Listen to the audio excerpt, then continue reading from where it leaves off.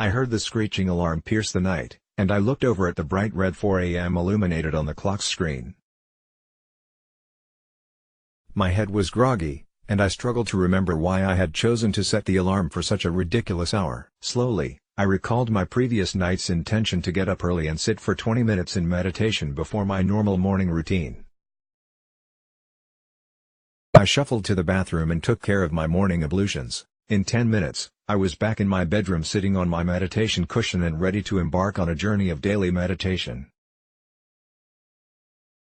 Little did I know that this practice would exceed 500 consecutive days. Meditating regularly was such a struggle for me, as it is for so many others.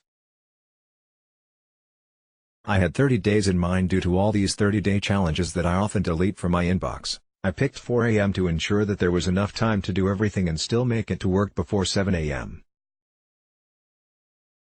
It is not glamorous to wake every morning between 4 and 6 a.m., but we owe it to ourselves to sit in silence, and first thing in the morning is ideal for most. There's nothing trendy, fun, or why about it.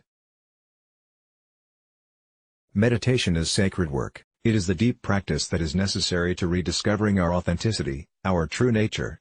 A part of me that I had buried as far down as possible. Why meditation? I discovered meditation in the summer of 2014. It became evident to me at an intuitive level that I was nearing a breaking point due to stress and overwork. Work consumed me time during weekdays and part-time on weekends. As if that wasn't enough, I was also attending online college time. The stress was exacerbated by heavy debt, a drinking habit begging to become alcoholism, and the false belief that watchingography was easier than interacting with my wife. My health was suffering, and I felt that if I didn't start saving myself, I'd soon be in trouble. Like so many people today, I was suffering from trying to keep an inordinately complicated show on the road. I spotted a special edition magazine from Yoga International while standing in line at the bookstore. The headline indicated that this edition was specifically for busy people. I was a busy person, so I bought it for the plane ride to our family vacation at Disney World, because that's what busy people in debt do. They book an expensive vacation to the happiest, busiest, and most expensive place on earth. The articles in the magazine pulled me in.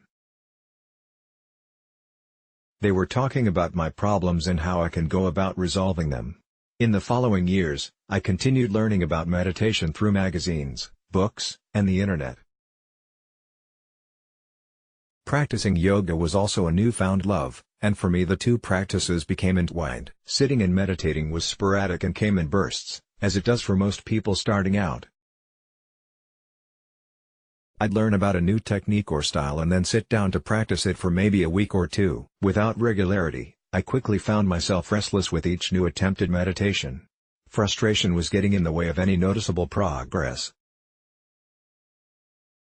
I was also lacking the benefit of community. Without community, there was no sense of accountability. With that said, there are tools that can help us with this work. The one that worked best for me is an app called Insight Timer. This tool brings a community of meditators together in a social media environment. With this tool, we have easier access to community and accountability. We can learn from guided meditations or do the deep work of meditation with music or silence, all while a tone of our choice begins and ends the meditation. How did I come to reach 500 consecutive days of meditation? I began using the Timer app in August 2017, and I enjoyed the functionality that it provides. On October 2nd, I set an intention to meditate for 1 month. The only terms were that it be first thing in the morning before my family awoke from their slumber, and that it be for no less than 10 minutes. The app offers an incentive in the form of color-coded stars for your meditation peers to see. This element of gamification reminded me of a leaderboard so popularly used in video games and arcades. It was impressive how many other meditators had a wide array of stars, and I intended to get myself some of those stars. As the end of the month approached, I decided to try for another 30 days. Stars were starting to pile up and the intention morphed into 100 days.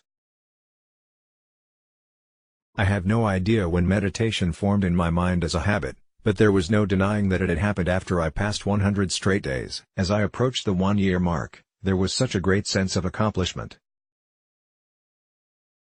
It feels funny to admit that at the end of my meditation on the 365th day, I half expected balloons and streamers to shoot out of my iPhone, or at least fall from the ceiling. My undeniable feeling of achievement was enough for me that day. Here's the thing, although meditating to get stars may become a game at times, the benefits we receive from all these sessions can only begin to awaken us to our true nature. It's not important if we sit down each day to earn a reward, because a healthy habit will form, and that is invaluable to our state of well-being. Other major changes crept into my awareness over the span of these 500 days. New space was opening in my world that I had cluttered for so long. I was relaxing more at work and cutting back on the hours. I dropped anything that no longer aligned with my values, such as the online master's program and part-time work. I was no longer drinking habitually. As for the geography, I can't even remember the last time I thought about it. My wife and I had cleared away all our debt in 2017, so that was no longer an issue for us. Other than getting out of debt, none of these changes were intentional per se. The only intention that was made was to sit every morning in silence for at least 10 minutes. Upon introspection, it became evident that as I became more aware of my true nature, I no longer desired these cluttered and numbing vices. It was worth every morning that I had to look at that alarm at 4 a.m. and plop my butt on the cushion for 10 minutes or more. We can find meditation so challenging for various reasons, but the benefits simply cannot be ignored. Creating a meditation routine can be elusive. We all know the excuses: there's no time, I can't get comfortable, am I doing this right? Is it improving anything?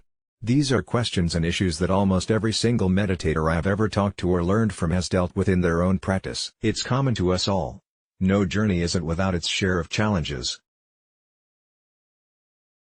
There will be times when we can't meditate the 10 minutes or at all due to a missed alarm in the morning or maybe a sick kid or pet who needs attention. The simple solution may be to do it for 5 minutes instead or sit later in the day after things have settled down. I'll never forget the week I was terribly ill and had to meditate while laying in bed. There's no rule stating that meditation is only done while sitting on a cushion or chair. There may also be travel issues that take us away from our normal routine. A great thing about meditation is that it can be done from anywhere. We might find that traveling gives us no excuse for bypassing a calm and centering start to the day. The lesson here is that we can all create any number of excuses to prevent us from meeting our intention to meditate daily. We only get out of it what we give, and no one is going to hold us accountable if we don't do that for ourselves first. The app isn't going to care if we miss a day, only you will care. Remember too that using this app, or any meditation app for that matter, is not necessary for creating a daily meditation practice. Let's not forget that people have been meditating for thousands of years without the benefit of such modern amenities. Try to find what works best for you. Most importantly, be gentle and kind to yourself, for this sacred work can only make for a better you and a better world. Celebrate the victories and learn from any failures. So, how many consecutive days sound good to start? 7 days, 2 weeks, 1 month? Remember, the key is to start. As Waylon Lewis says, just do it. Let's block ads. Why?